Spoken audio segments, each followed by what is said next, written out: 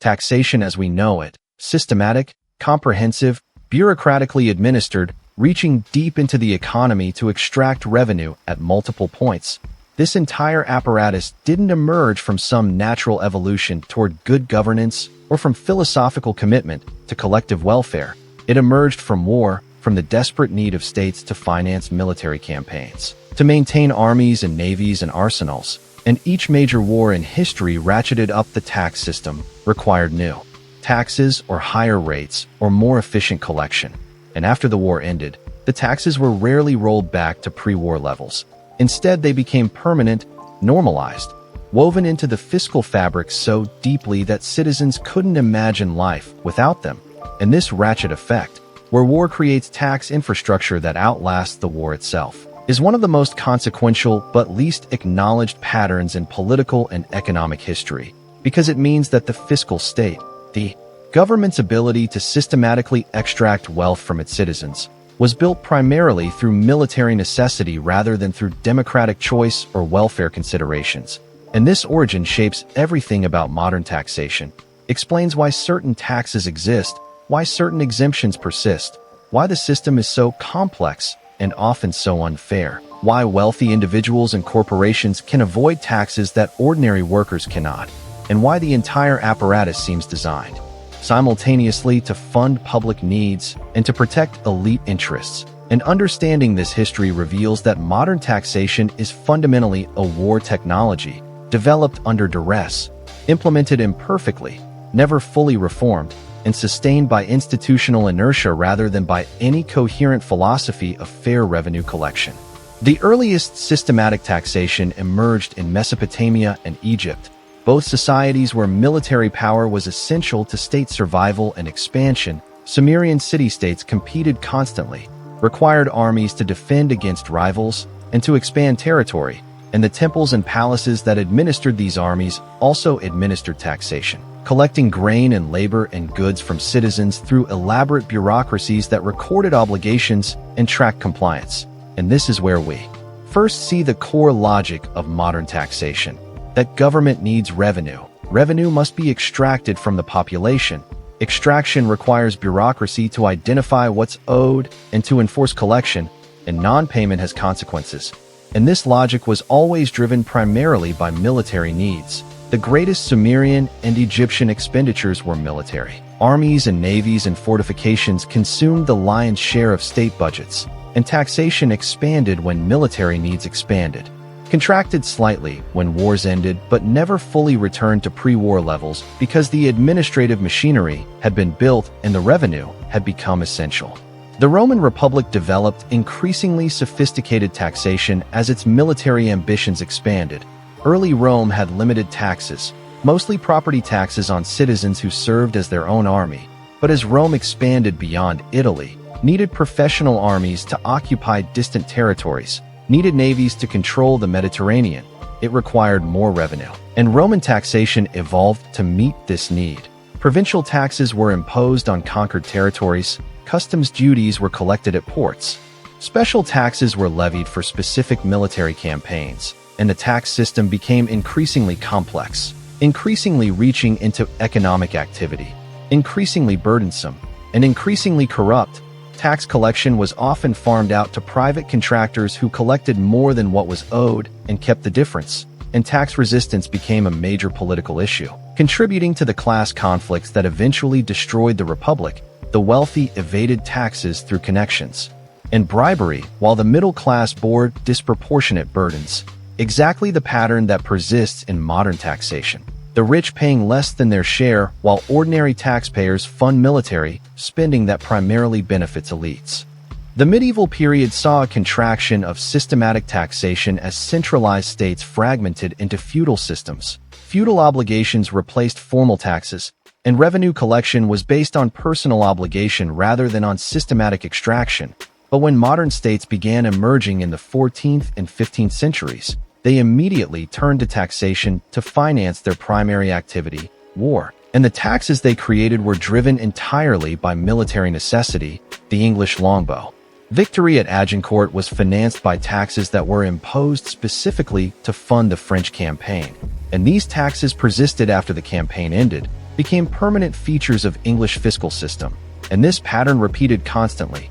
Each war required new taxes or higher rates, and after the war the taxes stayed, sometimes reduced but never eliminated, creating a cumulative fiscal burden that grew with each conflict. And by the early modern period, the tax system was a palimpsest of wartime impositions, layers upon layers of taxes created to finance specific wars, each one normalized and made permanent by time and institutional inertia. The English Civil War and Glorious Revolution fundamentally transformed taxation by making it a parliamentary rather than royal prerogative. The Revolution of 1688 established that Parliament had to authorize all taxation and all spending, and this created accountability. At least in theory, Parliament represented property-owning classes, and these classes had incentive to scrutinize military spending and to ensure that revenue was spent wisely. But it also established the principle that states could borrow against future tax revenues, could issue bonds backed by parliamentary guarantee that taxes would be collected to service the debt, and this enabled modern public finance, allowed states to borrow at reasonable rates because creditors trusted parliamentary guarantee, and the primary reason to borrow was war, so the parliamentary revolution enabled war finance, made it possible to fight longer and more expensive wars because the state could borrow against future revenues, and this transformed warfare, made it possible to sustain multi-year campaigns without depleting treasuries, but also created national debt that would persist for centuries, each war adding to debt service requiring continued taxation. So the relationship between war and taxation became permanent, structural, self-reinforcing, and the national debt became itself a reason to maintain taxation, to service interest on debts accumulated through centuries of warfare. The War of Spanish Succession, which we discussed earlier, created several permanent tax innovations in England. The land tax of 1692 was imposed to finance the war, but remained permanently, became a major revenue source for over a century. The customs system was expanded and reformed to fund naval operations, and the Bank of England was created specifically to help finance the war, providing the government with efficient access to credit backed by future tax revenues, and perhaps most importantly, the excise taxes on domestic goods, particularly on beer and spirits and later tobacco and luxury items, were imposed during wartime and became permanent, growing to consume a significant share of government revenue. And these taxes were designed to be relatively efficient to collect, falling on goods produced in identifiable quantities by identifiable producers, and they were also regressive, falling disproportionately on ordinary consumers while wealthy individuals could avoid them through consumption patterns or through exemptions. And this regressive character of wartime taxes persists in modern tax systems. Sales taxes and excise taxes and customs duties still fall more heavily on lower-income individuals as percentage of their income than on the wealthy, and this isn't coincidence. It reflects the original design of these taxes as wartime revenue measures that prioritize collection efficiency over fairness. The American Revolution was itself partly about taxation. The colonists' no taxation without representation was fundamental grievance, and the British taxes that triggered colonial resistance were themselves wartime taxes, imposed to recover costs of the French and Indian War, which had been fought partly to protect colonial territories. So the colonists were essentially refusing to pay their share of wartime expenses, demanding the right to finance their own defense rather than being taxed by a parliament they hadn't elected, and the American Constitution's framers were deeply suspicious of taxation, feared that a strong central government with taxing power would oppress citizens the way Britain had, and the original Constitution gave Congress relatively limited taxing authority, relied primarily on customs duties and land sales for federal revenue. And it took the Civil War to create the modern American tax system. The income tax was imposed in 1861 to finance the Union War. Effort was ruled unconstitutional by the Supreme Court in 1895 and was only permanently established through the 16th Amendment in 1913, just a year before World War I, which would make income taxation not just permanent, but rapidly expanding. So the modern American tax system was created by war, and the specific form it took, the centrality of the income tax, was a wartime innovation that persisted because the wars kept coming and the revenue was always needed.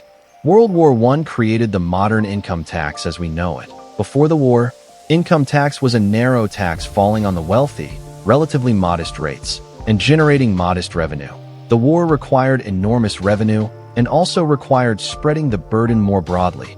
So tax rates were increased dramatically. The top marginal rate went from 15% to 77% by 1918. The exemption threshold was lowered so millions of middle-class workers fell into the tax net for the first time, and payroll taxes were imposed to fund social insurance programs, including military pensions and disability benefits, and the tax bureaucracy was expanded enormously. The Internal Revenue Service was transformed from a small agency into a major government department, with thousands of agents processing millions of returns, and after the war, rates were reduced but never returned to pre-war levels. The infrastructure remained. The expectation of income taxation as permanent feature of American life was established, and the revenue it generated funded not just war debt service, but also the expanding federal government, the administrative state that had been created partly to administer the wartime economy.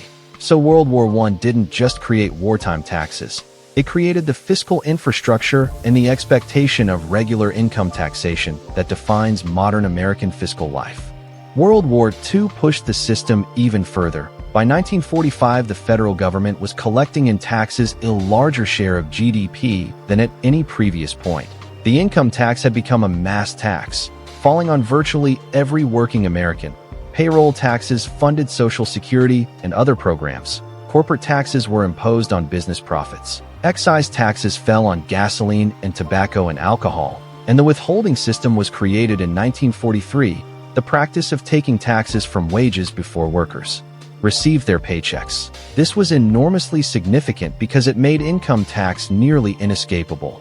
Workers never actually received and then gave up their tax payments. The money was deducted before they saw it, reducing the perceived burden and eliminating the possibility of non-payment. And this was a wartime innovation designed to ensure that tax revenue flowed to the government quickly and reliably. And it remains the foundation of modern income tax collection. The reason virtually all wage earners pay their taxes is that withholding removes the money before they have it. And this system, created to fund World War II, persists unchanged in its basic structure nearly 80 years later, a wartime tax collection mechanism that has become so deeply embedded in American life that nobody questions its legitimacy or considers alternatives. The Cold War sustained and expanded the tax system through decades of continuous military spending.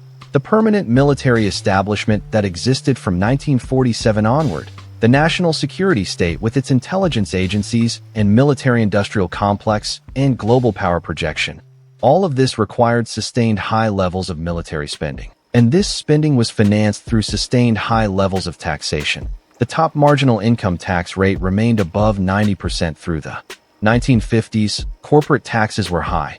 The system was generating enormous revenue, and this revenue funded both military spending and the expanding social programs, Social Security, Medicare, highway system, all of it. And the tax system's scale and complexity were consequences of the state's scale and complexity, which was itself largely a consequence of permanent warfare. The Cold War required a permanent war economy, and the permanent war economy required permanent high taxation, and this created the fiscal state we inhabit: massive government, comprehensive taxation, enormous military spending, all sustained and self-reinforcing, and the reductions in taxation that occurred after the Cold War ended, particularly the Bush tax cuts of 2001 and 2003, didn't reduce the overall tax burden dramatically because they were partially offset by increases in other taxes and fees. Payroll taxes, state and local taxes, insurance mandates, effectively new taxes, so the fiscal state created by century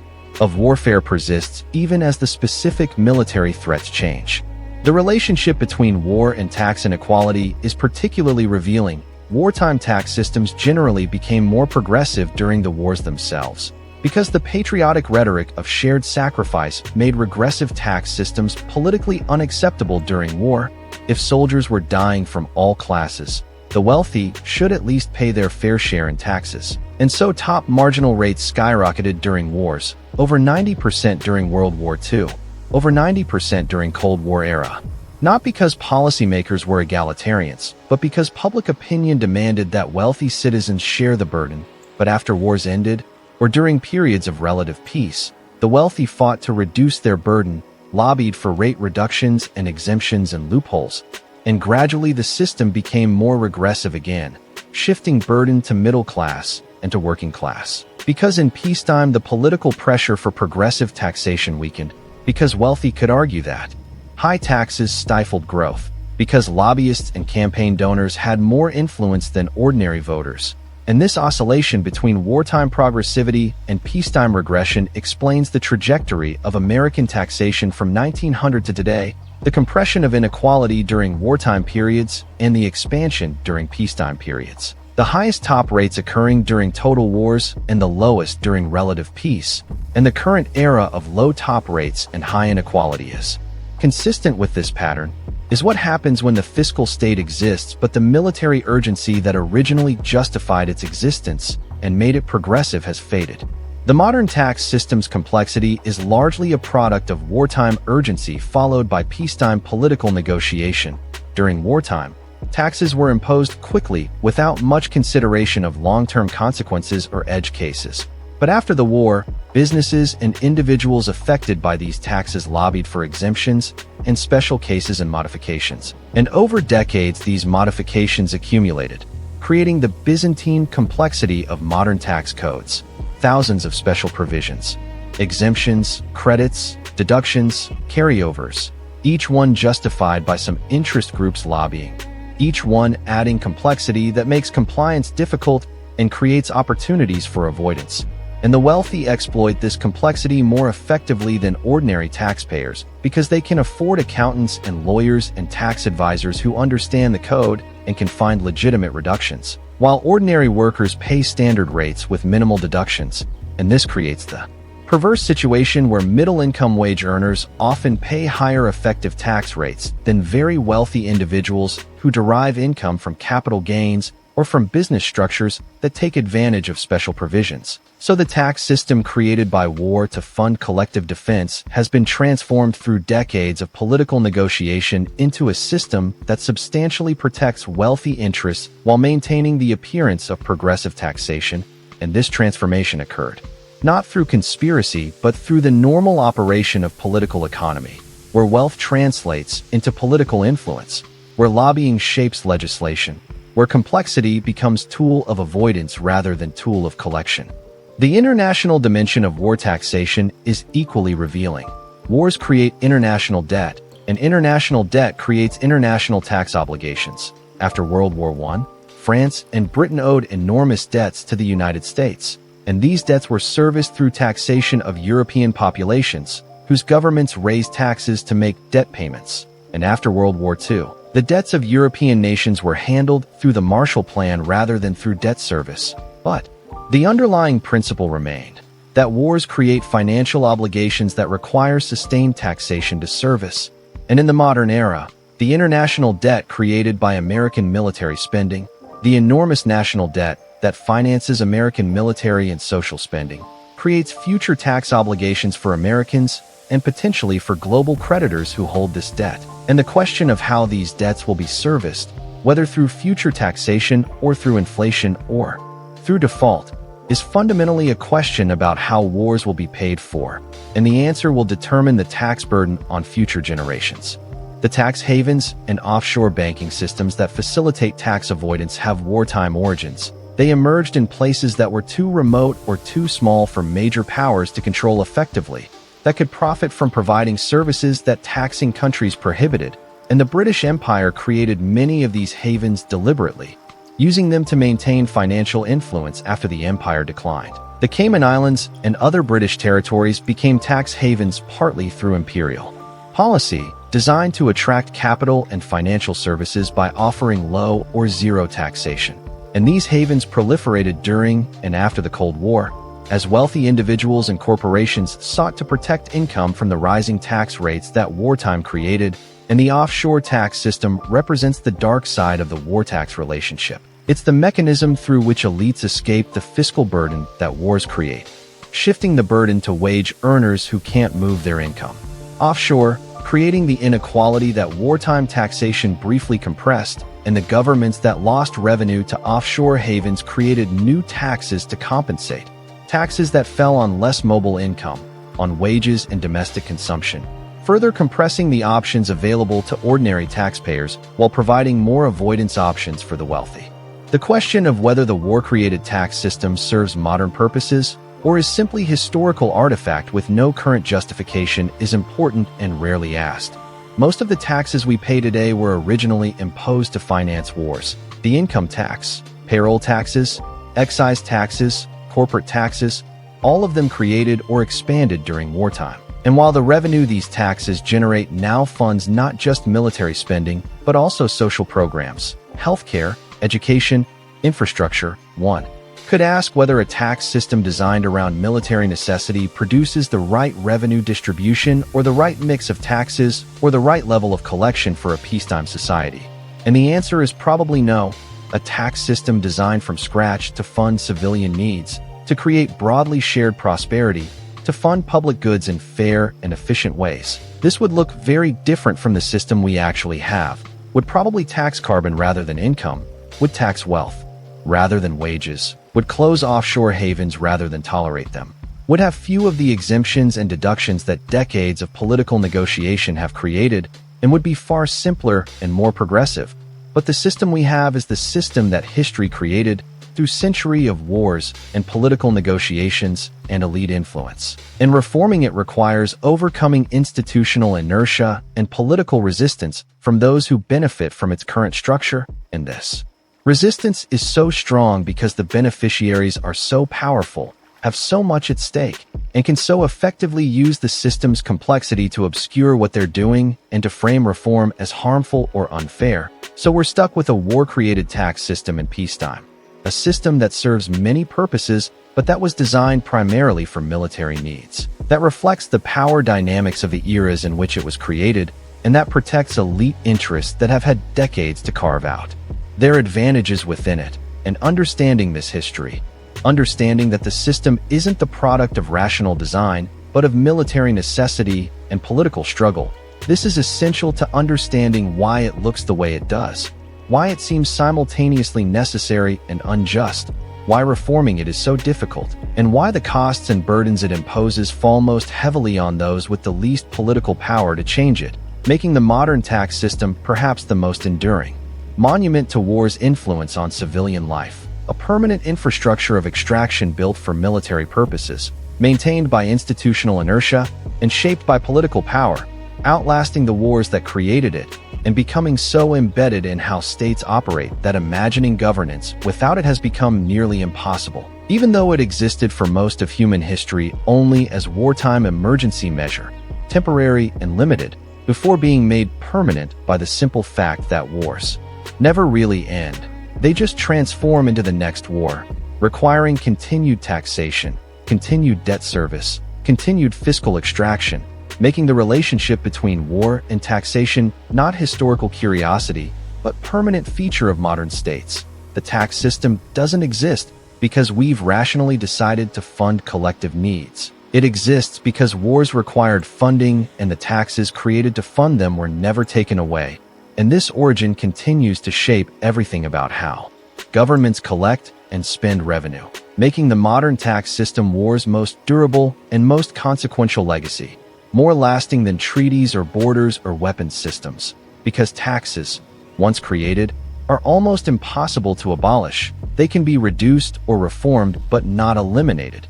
And so the fiscal state created by centuries of warfare persists and will persist. The permanent tax infrastructure of a civilization that has fought too many wars and been too reluctant to undo what those wars created, making every tax return a small reminder of the wars that necessitated it, and every government budget a balance sheet of military history's accumulated obligations.